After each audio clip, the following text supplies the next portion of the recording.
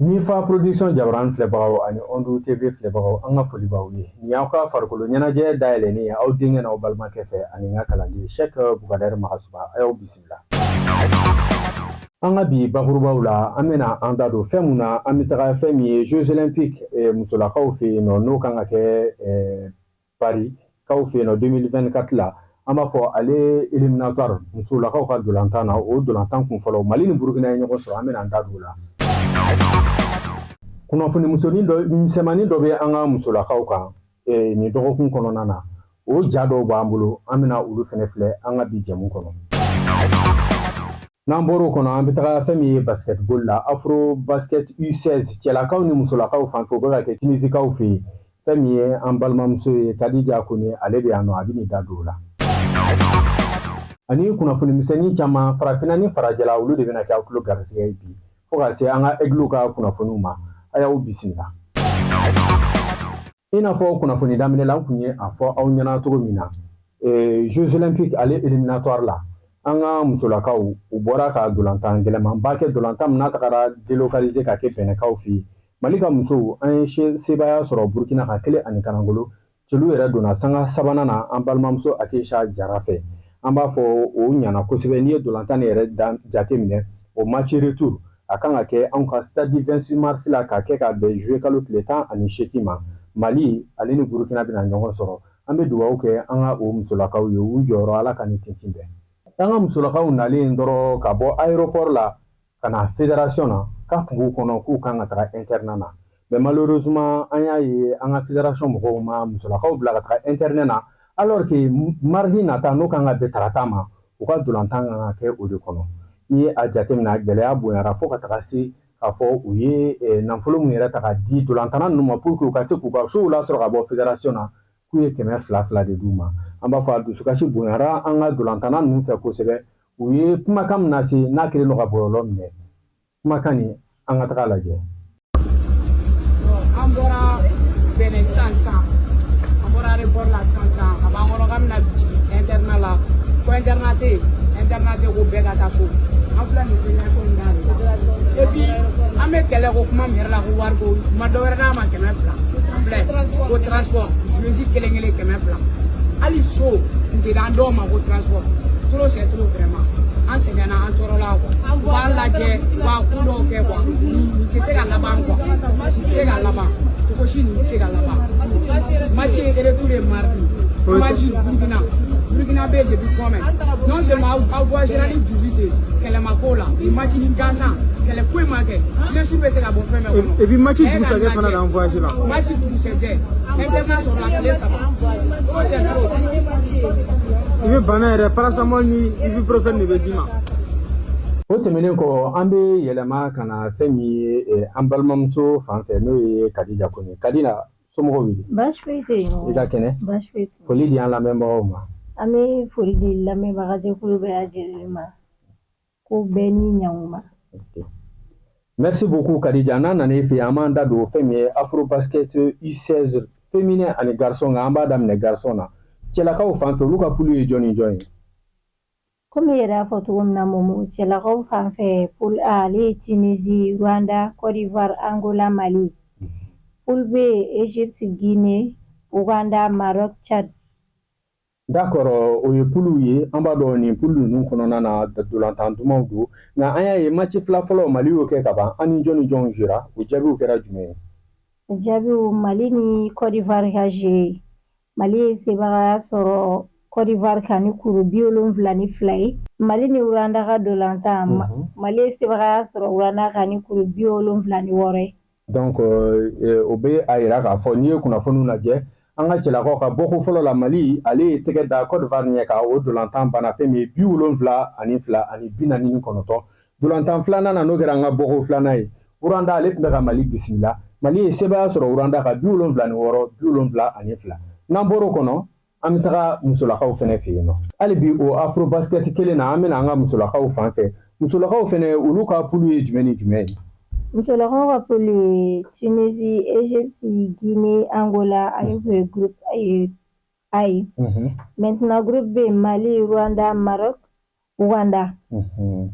N'i y'a jateminɛ an ka basketi la farafinna musolakaw fan fɛ Mali jɔyɔrɔ ka bon kosɛbɛ kosɛbɛ. Mali an y'an ka bɔko fɔlɔ kɛ k'an ni Angola de ye ɲɔgɔn sɔrɔ kɛra cogo di? An ni Angola ye ɲɔgɔn sɔrɔ Mali ni Angola ka ɲɔgɔn sɔrɔ ko fɔlɔ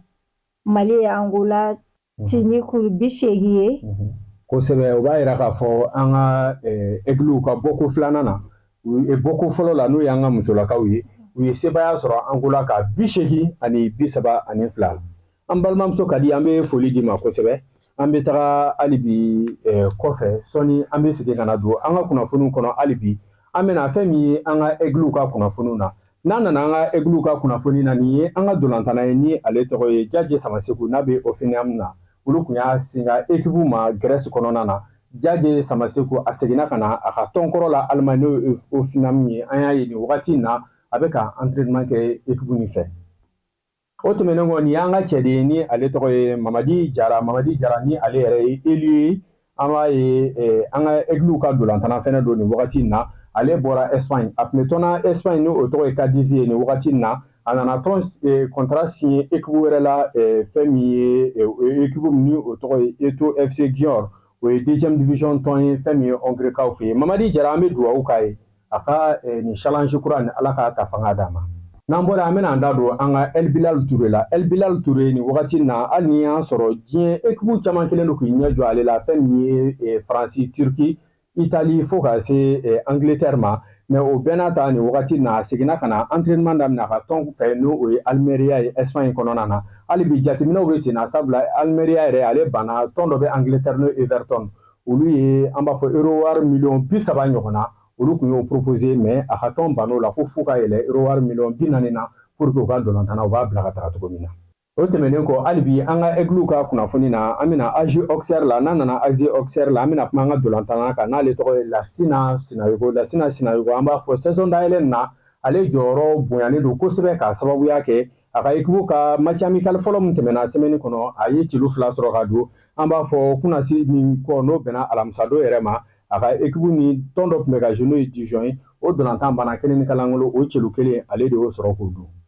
Hali bi aigliw ka kunnafoni na an bɛna fɛn min ye coupe du monde ale tirage au sort o kɛra n'o ye coupe du monde 2026 ye o tirage au sort kɛlen i b'a ye ba Maliba faso Maliba anw bɛ groupe I la o groupe I la i bɛ a jateminɛ i bɛ Mali sɔrɔ yen ka Ghana sɔrɔ ka Madagascar sɔrɔ ka Centrafrique sɔrɔ ka Tchad sɔrɔ ka Comore sɔrɔ yen nɔ i bɛ a jateminɛ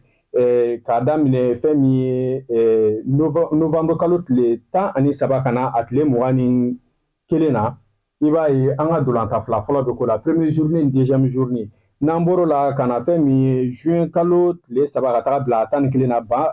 san 2024 na fɛn min ye troisième journée ani quatrième journée o dolantanw bɛ ko la o kɔfɛ k'a daminɛ fɛn min ye mars kalo tile 17 ka na bila a 25 la san 2025 kɔnɔna na fɛn min ye journée 5 ka taga journée 6 o dolantanw bɛ ko la k'a daminɛ fɛn min ye septembre kalo tile fɔlɔ ka na a tile 9 na san 2025 kɔnɔna na i b'a ye journée 7 ni journée 8 dolantan olu bɛ ko o kɔnɔ o kɔfɛ ka na fɛn min octobre kalo tile 6 ka na bila a tile 14 na san 2025 i b'a ye journée 9 ani journée 10 olu dolantanw bɛ ko la fɛn min ye novembre kalo tile 10 ka na bila a tile 18 san 2025 match de barrage aller retour olu bɛ kɛ o kɔnɔna na an bɛ dugawu kɛ fɛn min ye an ka aigliw ye nin jɔyɔrɔ ko nin na Ala ka se ka Mali jɔyɔrɔ ni tintin bɛɛ. N'an bɔr'o kɔnɔ an bɛna an ka championnat national la n'o ye Ligue 1 Orange i bɛ a jateminɛ Ligue 1 Orange ale ka 2023 saison banna complètement fɛn min ye AS Real san 37 kɔfɛ ale de wulila ka saraba cɛ ɲina AS Real kɛra champion ye ale ka dauphin sa o ye Joliba AC ale ye jɔyɔrɔ 2nan sɔrɔ Coupe du Mali tabaga o kɛra Stade Malien nin de ye Mali ka saison ye ɲina wa tɔn 2 min bɛ taga Mali jɔyɔrɔ fa fɛn min ye farafinna gun kan o ye i b'a ye AS Real Ligue des Champions na fɛn min ye Stade Malien ale bɛ Mali jɔyɔrɔ fa fɛn min ye Coupe de la Confédération na an bɛ dugawu kɛ an ka tɔn ninnu ye Ala k'u jɔyɔrɔ ni tintin bɛɛ. An bɛna fɛn min kan U23 an y'a ye kan U23 ale kuncɛliw kɛra ka ban Maroc ale ye saraba cɛ i b'a ye Maroc kɛra champion a ye sebaya sɔrɔ Egypte ka 2-1 fɛn min jɔyɔrɔ 2nan o bɛ Egypte bolo ale kɛra vice champion ye jɔyɔrɔ 3nan ba Maliba ale y'o ta Laginɛkaw kan nin tɔn saba olu bɛ qualifié fɛn min Jeux olympiques la i b'a ye équipe type mun bɔra malien saba b'a kɔnɔ o malien sabaw la i bɛ Ibrahima Cissé sɔrɔ yen i bɛ Fode Dugure sɔrɔ yen i bɛ Mamadou Sangare sɔrɔ yen o tɛmɛnen kɔ fɛn min ye meilleur buteur la sa Abdi ale bɛ Maroc meilleur joueur du tournant o kɛra Ibrahim Adel ale bɛ Égypte fɛn min ye meilleur gardien o kɛra Hamza Ala ale fɛnɛ ye égyptien ye n'an bɔra o kɔnɔ sisan nɔ pour que ka an ka bi farikolo ɲɛnajɛ kun cɛ an bɛ taga Europe n'an tagara Europe an bɛ a fɔ aw ɲɛna k'a fɔ fɛn min ye équipe baw olu ye u ka saison labɛnniw daminɛ u seginna ka na entraînement daminɛ fɛn min ye FC Barcelone ale ye a ka entraînement daminɛ an y'a ye a ye dolantanna dɔw ta i n'a fɔ Roch Victor et ainsi de suite fo ka se Gundogan ninnu ma ani Martinez ninnu nana fɛn min ye FC Barcelone na nin wagati na mais u ye u ka entraînement daminɛ u ka ja dɔw bɛ yan an bolokɔrɔ an b'olu filɛ fo ka se Real Madrid fɛnɛ ma ale fɛnɛ ka tɔnw seginna ka na a ka joueur kuraw yɛrɛ fo ka se fɛn min ye Arda Güler ninnu ma u bɛ entraînement daminɛ u bɛ labɛnw na yanni u ka tournée américain cɛ a bɛna olu jaw sɔrɔ an ka jɛmukanw na fo ka se Paris Saint-Germain fɛnɛ a ka équipe ye entraînement ni fɛnw daminɛ an b'a fɔ an ka farikolo ɲɛnajɛ nin dɔgɔkun kɔnɔna na a fanga bɛna bonya kosɛbɛ kosɛbɛ ni Ala ma baasi kɛ kɔfɛ kunnafoniw de bɛna kɛ k'an ka bi farikolo ɲɛnajɛ kun cɛ an bɛ foli di aw bɛɛ ma ni Ala ma baasi kɛ dɔgɔkun wɛrɛ an ni an dafalen min ɲɔgɔn sera nɔ ka fara fɛn min ye Kadija Kone ma an bɛ dugawu k'aw bɛɛ ye Ala k'an bɛn wagati wɛrɛ